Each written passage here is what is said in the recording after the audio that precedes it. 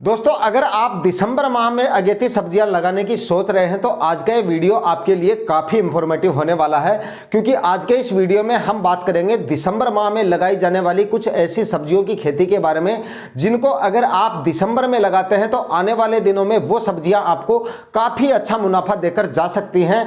क्योंकि अगर आप अगेती सब्जियां लगाते हैं तो आपको ऐसी सब्जियों का चुनाव करना चाहिए जिनसे उत्पादन तो अच्छा मिले ही, साथ में उनके मंडी भाव जो हैं वो भी आपको अच्छे मिलेंगे। तो इसके लिए यहां पर मैं आपको कुछ ऐसी सब्जियों के बारे में बताऊंगा जिनको अगर आप इस समय पर लगाएंगे तो आने वाले दिनों में उन सब्जियों से उत्पादन तो आपको काफी अच्छा मिलेगा ही, मंडी भाव उनके जो है वो आपको काफी गजब के मिलने वाले हैं, काफी शानदार मंडी भाव मिलेंगे और आने वाले दिनों में उन सब्जियों की मंडी में डिमांड भी काफी होने वाली है।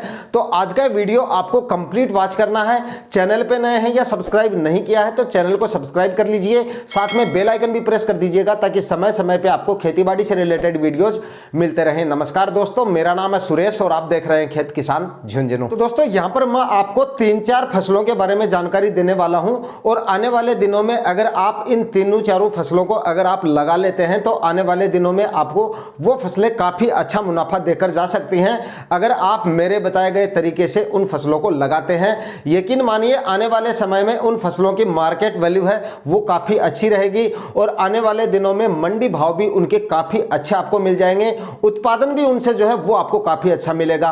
तो नंबर 1 पर है छप्पन टिंडे की खेती आप इस समय कर सकते हैं। छप्पन टिंडे को अगर आप इस समय लगाते हैं, दिसंबर के फर्स्ट वीक में अगर आप छप्पन टिंडे को लगा लेते हैं तो आने वाले दिनों में 15 फरवरी के आसपास जो है आपका टिंडा हार्वेस्टिंग देनी शुरू कर देता है और उस समय छप्पन टिंडे के जो मंडी भाव होते हैं वो 40-50 रुपए केजी तक के मिल जाएंगे। आज की तारीख में अगर छप्पन टिंडे के मंडी भाव की अगर हम बात करें तो लगभग 25-30 रुपए केजी तक छप्पन टिंडे के मंडी भाव जो है फिलहाल चल रहे हैं, लेकिन आने वाले दिनों में इसके मंडी भाव और भी ज्यादा होने वाले हैं क्योंकि अगेती खेती जिन्होंने गर्मियों में की थी छप्पन टिंडे की किसानों ने, उनकी फसलें काफी हद तक खराब हो चुकी हैं टेम्परेचर ज्यादा होने की वजह से। फिलहाल की कंडीशन अगर छप्पन टिंडे की देखी जाए तो इसका मंडी में जो आवक है वो काफी कम है और काफी किसानों की जो बाड़ियां हैं, जो खेती है वो खराब हो चुकी है ज्यादा टेम्परेचर की वजह से। तो भाई आप भी जो है इस समय पर छप्पन टिंडे की खेती करके आने वाले दिनों में काफी शानदार उत्पादन ले सकते हो और मंडी भाव अच्छे मिलने की वजह से आपका मुनाफा जो है वो काफी हद तक बढ़ सकता है अगर आप इस समय छप्पन टिंडा लगा लेते हो। लेकिन इसको लगाने का जो सही तरीका है, अगर आप उस तरीके से लगाते हैं तभी आपको इसका सबसे ज्यादा उत्पादन मिलेगा। और लगाने के सही तरीके की यहां पर अगर हम बात करें तो आपको ड्रिप इरिगेशन की सहायता से और प्लास्टिक मल्च लगाकर ही छप्पन टिंडे की खेती करनी चाहिए। अगर आप ड्रिप इरिगेशन की सहायता से बेड बनाकर और 25 माइक्रोन की प्लास्टिक मल्च लगाकर और उसके बाद इसकी खेती करते हैं तो आपका जो उत्पादन है वो काफी हद तक आपको अच्छा मिल सकता है। तो छप्पन टिंडे की खेती अगर आप करना चाहते हैं तो इसके बेड से बेड की दूरी आपको कम से कम जो है 4 फीट रखनी है, यानी लाइन से लाइन की जो दूरी है वो आपको कम से कम 4 फीट रखनी है और प्लांट से प्लांट की जो दूरी है यानी बीज से बीज की दूरी आपको जो है सीड शोविंग करते समय 1-1 फीट की रखनी है। और उसके बाद में आप देखेंगे कि लगभग 35-40 दिन बाद में जो है छप्पन टिंडा आपको हार्वेस्टिंग देना शुरू कर देता है। सर्दियों में यह समय थोड़ा सा ज्यादा भी लग सकता है, लगभग 40-45 दिन में आपको इसका जो हार्वेस्टिंग है वो पहला हार्वेस्टिंग मिल जाएगा और इसका उत्पादन भी आपको काफी गजब का मिलेगा और मंडी भाव भी इसके आपको काफी अच्छे मिल जाएंगे।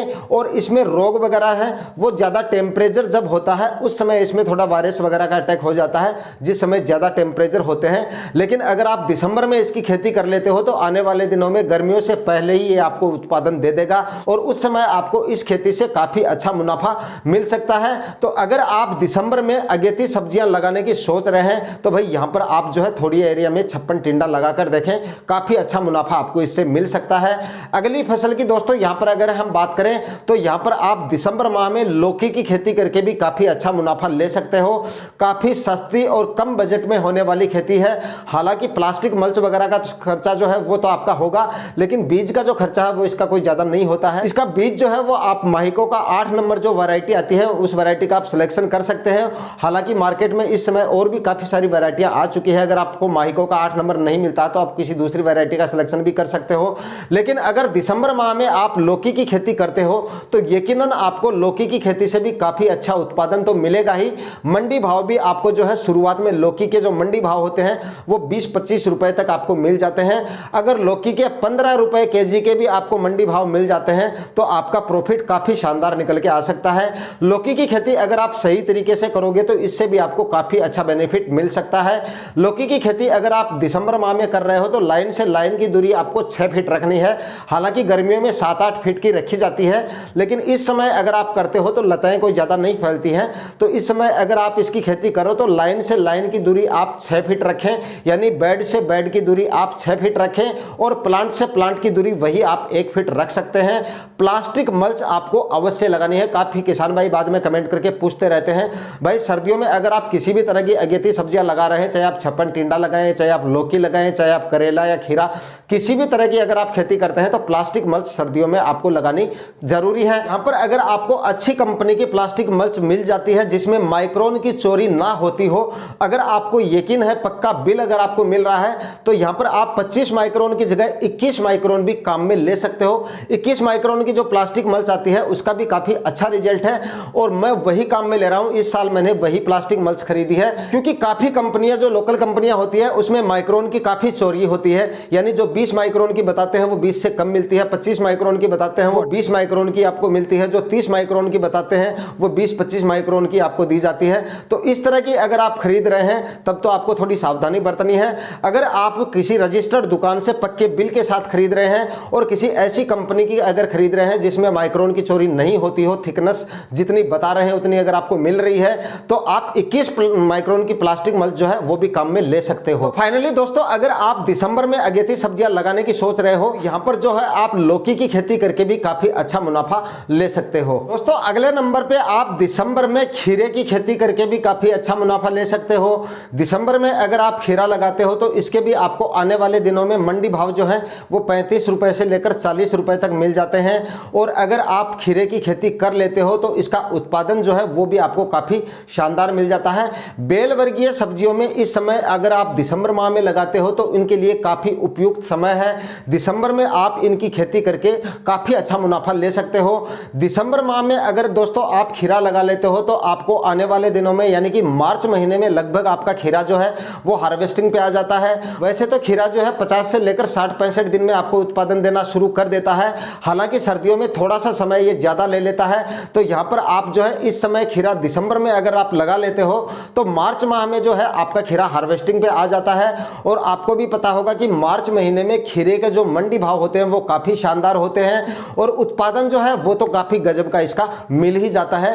तो बेल वर्गीय सब्जियां अगर आप लगाने की सोच रहे हैं तो यहाँ पर आप खीरे की खेती करके इससे भी काफी अच्छा उत्पादन और काफी अच्छा मुनाफा ले सकते हैं। दोस्तों इस समय अगर आप खीरा लगा रहे हो तो खीरे में लाइन से लाइन की जो दूरी है वो आपको 5 फीट से ज्यादा नहीं रखनी है। लगभग 5-5 फीट की दूरी पे आप बेड बना सकते हो क्योंकि इसकी जो लताएं हैं वो कोई ज्यादा नहीं फैलती हैं।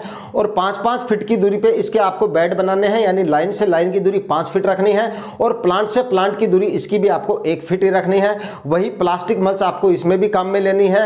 और उसके बाद में सीड शोविंग होने के बाद में तुरंत आपको जो है दिसंबर माह में आपको इसको तुरंत जैसे ही आपकी सीड शोविंग हो जाए आपको इसको क्रॉप कवर या लोटनल से मतलब जो है इसको कवर कर देना है तुरंत। क्योंकि दोस्तों काफी किसान भाई पूछते रहते हैं बेल वर्गीय सब्जियां जितनी भी हम लगाते हैं कि भाई सीड शोविंग होने के बाद में हम लोटनल से इसको कवर जो है वो कब करना चाहिए, तुरंत करना चाहिए या अगले दिन। तो भाई अगर टेम्परेचर काफी कम होते हैं दिसंबर माह में तो आप जिस दिन सीड शोविंग करो उसी दिन आपको जो है उसको कवर कर देना होता है। क्योंकि जिस दिन आप सीड शोविंग कर रहे हो और अगर आपने 1-2 दिन इसको ऐसे ही छोड़ दिया और उस समय अगर पाला गिर गया तो आपके जो बीज है वो अंदर ही खराब हो जाएंगे, सड़ जाएंगे, गल जाएंगे, लेकिन अंकुरण उनका नहीं होगा और होगा भी तो काफी कम मात्रा में होगा, यानी जर्मिनेशन जो रेट है वो आपकी काफी डाउन आ सकती है। तो दिसंबर में आप जैसे ही सीड शोविंग करो किसी भी तरह की सब्जियों की, तुरंत आपको जो है सीड शोविंग करने के बाद में लोटनल से उनको कवर कर देना है। और उसके बाद में लगभग 25-26 जनवरी तक आप जो है क्रॉप कवर को परमानेंटली हटा सकते हो क्योंकि उसके बाद में पाले वगैरह गिरते नहीं, टेम्परेचर जो है वो काफी हद तक ठीक हो जाते हैं। तो इस तरह से आप दिसंबर माह में बताई गई तीनों सब्जियां लगाकर काफी अच्छा मुनाफा ले सकते सकते हो दोस्तों, अगर आप अगेती सब्जियां लगा रहे हो, क्योंकि अगेती सब्जियों में दिसंबर में लगाते हैं, खर्चा जो है हमारा वो काफी हो जाता है और इतना खर्चा हो जाता है तो हमें एक फसल पे कभी भी डिपेंड नहीं होना चाहिए। तो यहां पर मैंने आपको जो 3 फसलें लगाई हैं, अगर आप करना चाहते हैं तो इन तीनों फसलों को थोड़े थोड़े एरिया में करेंगे, भी आपको इनसे ज्यादा मुनाफा मिलेगा। क्योंकि हो सकता है किसी एक फसल का अगर बाय द वे मंडी भाव डाउन आ भी जाता है तो बाकी की 2 फसलें जो है वो आपको मुनाफा देकर जा सकती हैं। आज के वीडियो में दी गई जानकारियां अगर अच्छी लगी तो वीडियो को लाइक शेयर कर दीजिएगा, चैनल पे नए हैं तो सब्सक्राइब जरूर कर लीजिएगा। मिलते हैं किसी नए वीडियो में नए टॉपिक के साथ, तब तक के लिए जय हिंद।